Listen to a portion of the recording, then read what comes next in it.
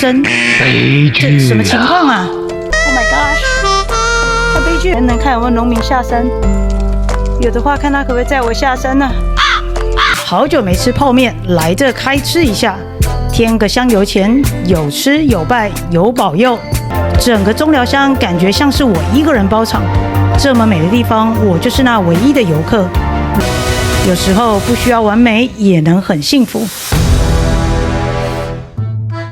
Just me, my bike, and the open road.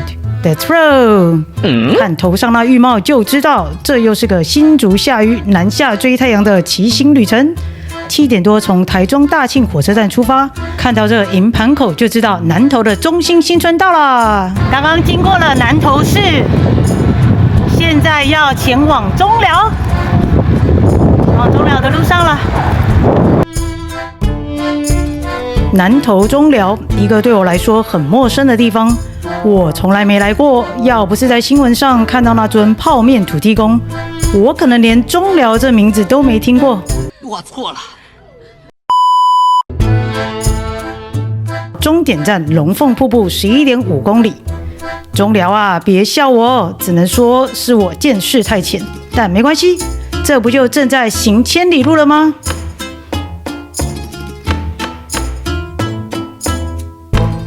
跟开车不一样，骑单车最爱看到前方有测速照相，因为那通常代表爽快的下坡来啦。要来这里，可以从 7-Eleven 龙市门市当起点，从头22起点开始不久，就进入中寮乡喽。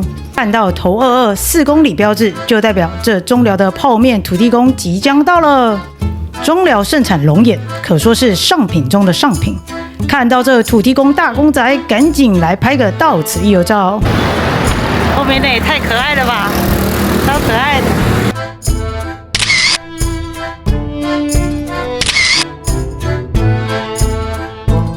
一大早人还不多，趁着香客还没涌现，骑车来朝圣一下。去年8月的火灾把庙烧得几乎全毁，但神像竟然毫发无伤，连胡须都没烧卷。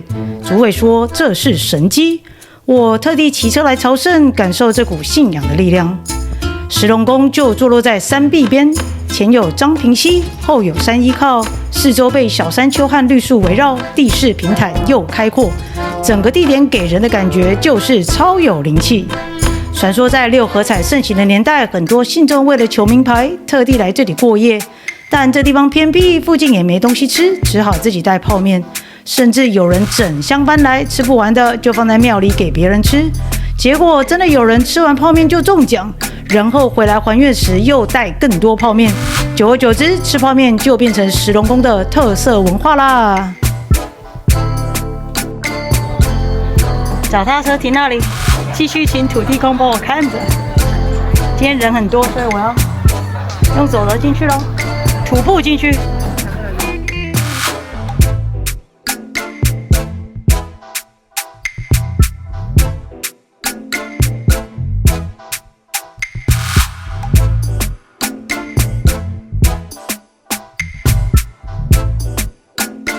不知如何拜的，这里有参拜路线。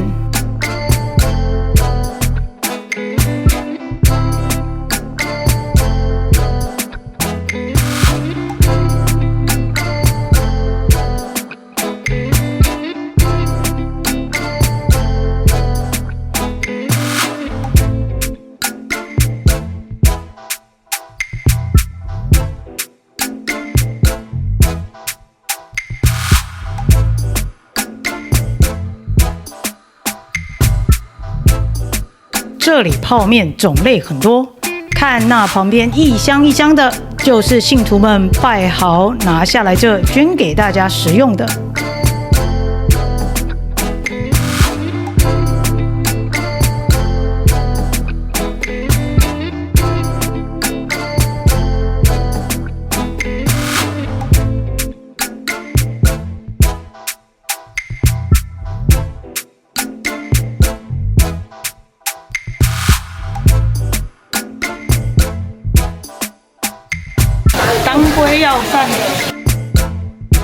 当归药膳，好久没吃泡面，来这开吃一下。添个香油钱，有吃有拜有保佑。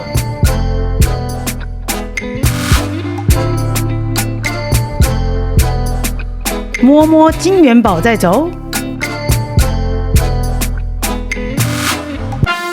泡面吃了，接下来就要开始暖脚，准备接下来越靠近龙凤瀑布越陡的路线啦。前方就是长源隧道，这隧道最特别的就是上方有一座观音庙，观世音菩萨面朝西方，守护着整个中寮乡火山洞啦，好玩啊！穿过隧道后，左前方就是被称为席叶藤大道的671茶花园。席叶藤又叫做许愿藤，原产自墨西哥和中美洲。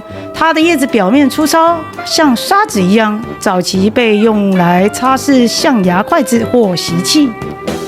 原本没打算特别来看席叶藤，但眼前这座淡紫色、浪漫又壮观的龙草大桥实在太吸引我了。身为北中寮的地标，怎么可能不让人多看几眼？就这样，我临时改变路线，转进去龙岩村看看。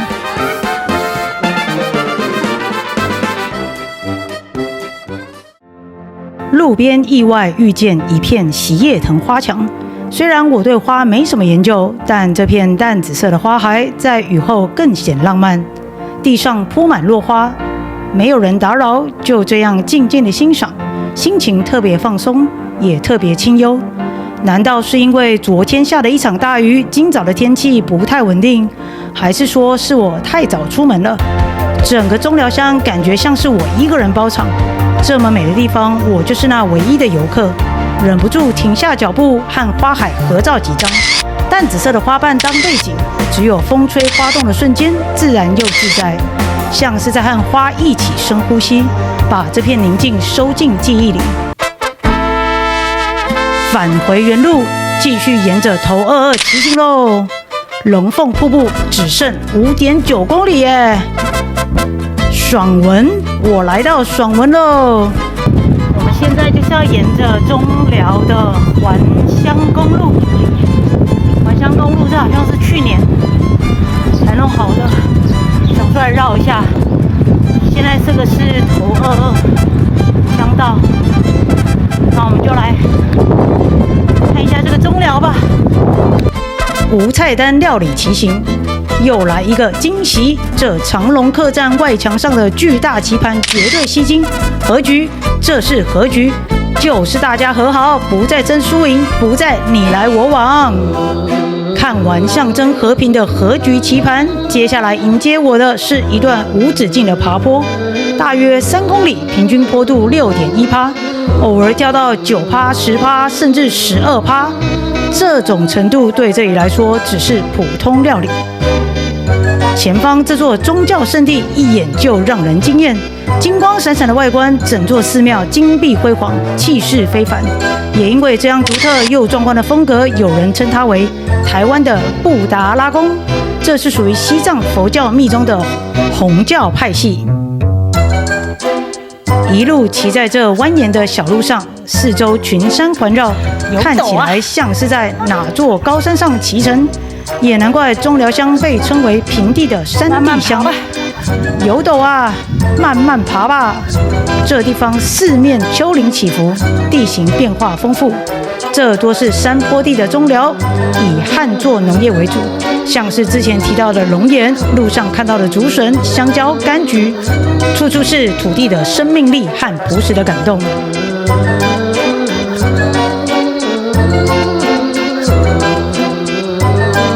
龙凤瀑布的入口到了，眼前出现这2台贩卖机。如果是大热天骑到这里，看到它应该会像在沙漠里遇到绿洲一样感动吧？等等，原来这还不是制高点，前面还有2.4公里，要再爬升134公尺，平均坡度5.6%。这沿途的显深坡标志，别被吓到了，其实坡度还蛮亲民的。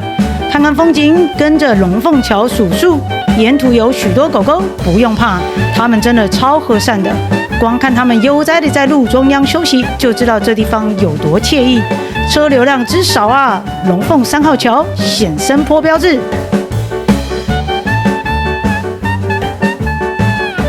龙凤4号桥，头22 15公里处骑了1公里，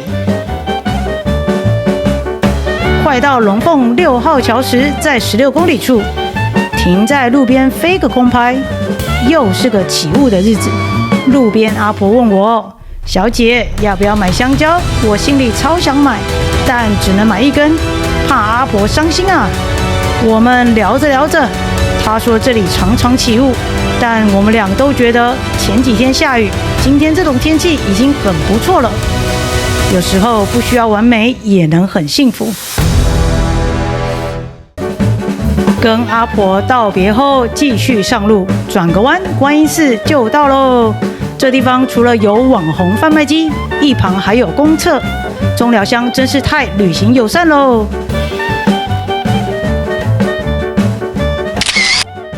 接下来当然就是开心下滑喽。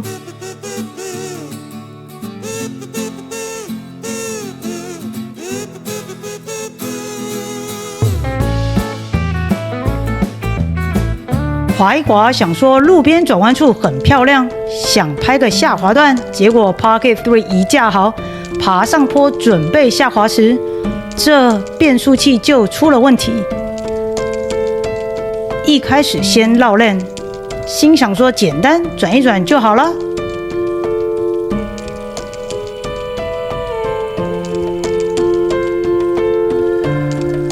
再次上坡，结果啪一声，这什么情况啊？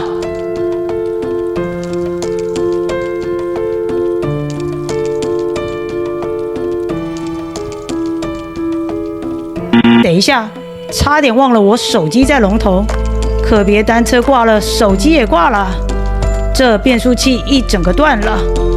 好了，我承认，过年后体重就回不去了，是我太重。能看有没有农民下山，有的话看他可不可以载我下山呢？第一次遇到这种状况 ，Oh my gosh， 太悲剧了。只是啊，这人烟稀少的中寮，在连假最后一天，到底要怎么下山啦？550波比，我真的等到了一台下山的休旅车。更幸运的是，他们的后车厢居然是空的。我这个人可以顺利下山，连挂点的爱车也一起搭便车。只能说，真的是550波比，泡面吃了，真的有感应，而且遇到的还是一家热心助人的善人们。他们不止载我下山，8万和小林看我没赶时间，还邀我一起在山里采麻竹笋。我这个城市怂还真没看过。他们沿路买饮料、水果、菜包，每样都多买一份给我。让我这个外人一点都不觉得外，内心真的感动到不行。他们入乌日，最后竟然还直接载我回台中，还热情邀请我一起吃午餐。我偷偷拿出钱包想结账，结果一望竟笑着说：“早就付好了啦！这世界上怎么会有这么棒、这么温暖的一家人？发自内心的感谢你们的帮忙与付出，这段相遇我永远都会记得。